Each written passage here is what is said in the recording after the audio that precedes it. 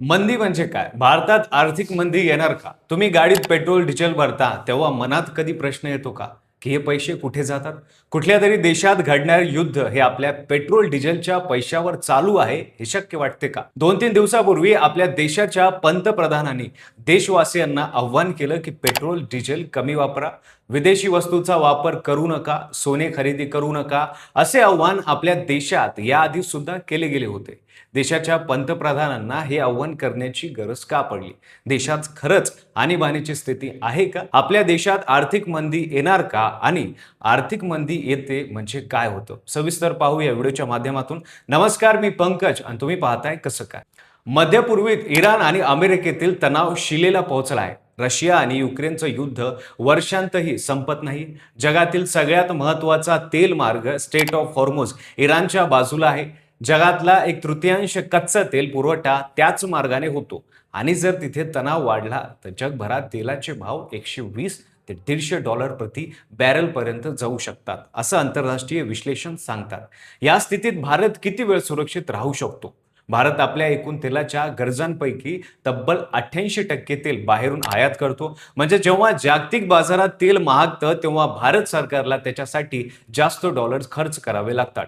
Dollar जास्त खर्च झाले की परकीय चलन साठ्यावर दबाव येतो. दबाव वाढला की रुपया कमजोर होतो. आता डॉलरच्या तुलनेत रुपया ₹95 पुढे गेला आहे आणि लवकर ₹100 पातळी गाठू शकतो, असं तज्ज्ञांना वाटतं. एकदा रुपया घसरला की फक्त पेट्रोल नाही तर इलेक्ट्रॉनिक्स, औषधं, खत, रसायन सगळं महागतं. आणि मग महागाई ही एकट्या शहराची समस्या राहत नाही. पेट्रोल आणि डिझेल फक्त वाहन चालवण्यासाठी नसतात. भारतातल्या ट्रक वाहतुकीपासून शेतीपर्यंत, रेल्वेपासून बांधकामापर्यंत प्रत्येक क्षेत्रात इंधन लागतंच. इंधन महागलं की ट्रान्सपोर्टेशनचा खर्च वाढतो. ट्रान्सपोर्टेशन महाग झालं की भाजीपाल्यापासून दुधापर्यंत, कपड्यापासून औषधापर्यंत सगळ्याच वस्तू महागतात. शेतकऱ्यांचा उत्पादन खर्च वाढतो आणि त्याचा बोजा शेवटी सामान्य माणसावरच पडतो. पगार तितक्याच वेगाने वाढत नाही, मग खर्च मात्र दर महिन्याला वाढतच जातो. माणूस मग खर्च कमी करतो. खर्च कमी झाला की बाजारात मागणी घटते. मागणी घटली की कंपन्या उत्पादन कमी करतात. उत्पादन कमी केलं की नोकर कमी होतात आणि इथूनच मंदीच्या सौटाला सुरुवात होते. आता इथे एक अत्यंत महत्त्वाचा प्रश्न येतो. हैदराबादच्या सभेत पंतप्रधान मोदींनी भारतीयांना काही आर्थिक आव्हान केली. पेट्रोल, डिझेल कमी वापरा, वर्षभर सोनं खरेदी करू नका, वर्क फ्रॉम होमला प्राधान्य द्या, इलेक्ट्रॉनिक वाहनांचा वापर वाढवा. त्यानंतर लगेच सरकारने सोन्यावर 15% आयात शुल्क वाढवलं. या दोन गोष्टी एकत्र आल्या आणि देशभरात एकच प्रश्न विचारला जाऊ लागला, सरकारला काहीतरी मोठं संकट जाणवते का? लोकांनी हे वक्तव्य आणि हे धोरण याची सांगड घातली आणि भीतीचं वातावरण तयार झालं. सोन्याचा विषय इथे वेगळ्या कारणाने महत्वाचा आहे. भारतात सोनं फक्त दागिना नाही, ते आर्थिक सुरक्षिततेचं प्रतीक आहे. लग्न असो, सण असो, गुंतवणूक असो, भारतीय माणूस सोन्याकडे वळतो. मात्र भारतात मोठ्या प्रमाणात सोनं आयात करतो आणि सोन्याच्या आयातीसाठी मोठ्या प्रमाणात डॉलर खर्च होतात.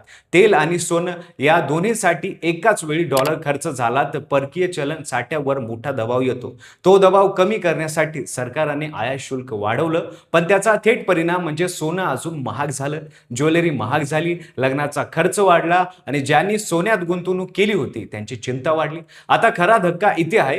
2008च्या मंदीत मुख्य समस्या एकाच ठिकाणून आली होती. अमेरिकेत हाऊसिंग बबल फुटला, बँका कोसळल्या, हेलमन ब्रदर्स सारख्या संस्था बुडाली आणि त्याचे पडसाद जगभरात पडले. त्यावेळी भारत तुलनेने स्थिर होता, कारण आपली अंतर्गत मागणी मजबूत होती आणि आपण स्वदेशी उत्पादनावर अधिक अवलंबून होतो. पण आजची परिस्थिती वेगळी आहे.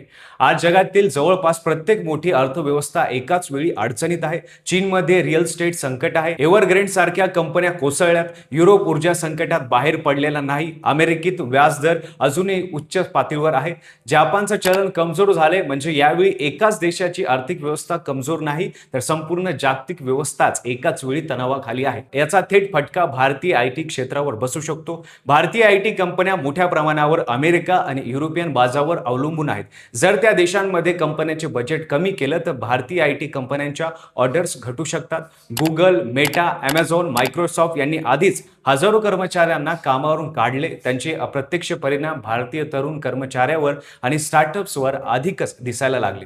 रिअल इस्टेट क्षेत्रातही होम लोन महाग झाले. लोक घर खरेदी कमी करतायत. बांधकाम क्षेत्र मंदावलं की सिमेंट, स्टील, इलेक्ट्रॉनिक्स, फर्निचर अशा डझनभर उद्योगांवर परिणाम होतो. शेती क्षेत्रावरही खतांच्या किमती वाढल्यामुळे आणि अनियमित पावसाळ्यामुळे उत्पादन खर्च वाढतो. हे सगळं एकत्र झालं तर मंदी सागळी पद्धतीने पसरते आणि ती कंट्रोल करणं कठीण होतं. पण इथेच एक महत्त्वाचा मुद्दा लक्षात घ्यायला हवा. भारताकडे काही मोठ्या सकारात्मक बाजूही आहेत. भारताची लोकसंख्या ही सगळ्यात मोठी बाजारपेठ आहे. Digital payments, UPI, electronics, manufacturing, संरक्षण उत्पादन या क्षेत्रामध्ये वाढ होते. अनेक जागतिक कंपन्या चीनमधून उत्पादन भारतात हलवण्याचा विचार करत आहे. जर भारताने सौर ऊर्जा, इलेक्ट्रॉनिक वाहन आणि स्थानिक उत्पादनावर जोर दिला तर ऊर्जा आयातीवरची डिपेंडन्सी कमी होऊ शकते. पण या सगळ्या गोष्टीसाठी वेळ लागतो आणि आता जे संकट दाराशी उभं आहे ते थांबवण्यासाठी वेळ देणार नाही. आजचा सामान्य माणूस घरभाडं, शाळेची फीस, दवाखान्याचा खर्च, पेट्रोल, किराणा, वीज या सगळ्यांचं ओझं एकट्याने उचलतोय. मध्यमवर्गीची बचत कमी होतीये, ईएमआयचं ओझं वाढले आणि नोकरी टिकेल का याची भीती मनात घर करते. हे वातावरण चिंताजनक आहे. तज्ञ सांगतात की संकट म्हणजे फक्त नुकसान नाही, त्यात संधी सुद्धा लपलेली असते. पण ती संधी पकडायला सरकार आणि नागरिक दोघांनाही वेळी सावध व्हावं लागतं. अन्यथा जग ज्या आर्थिक खाईत जाऊ लागला त्या भारतीय ओढला जाईल. म्हणून दूरदृष्टी ठेवून वेळीच पावलं उचलणं गरजेचं आहे.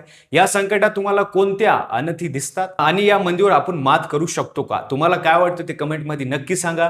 व्हिडिओ आवडला असेल तर लाईक करा. चॅनलवर नवीन असाल तर चॅनलला सबस्क्राईब करा आणि पाहत राहा फक्त कसं.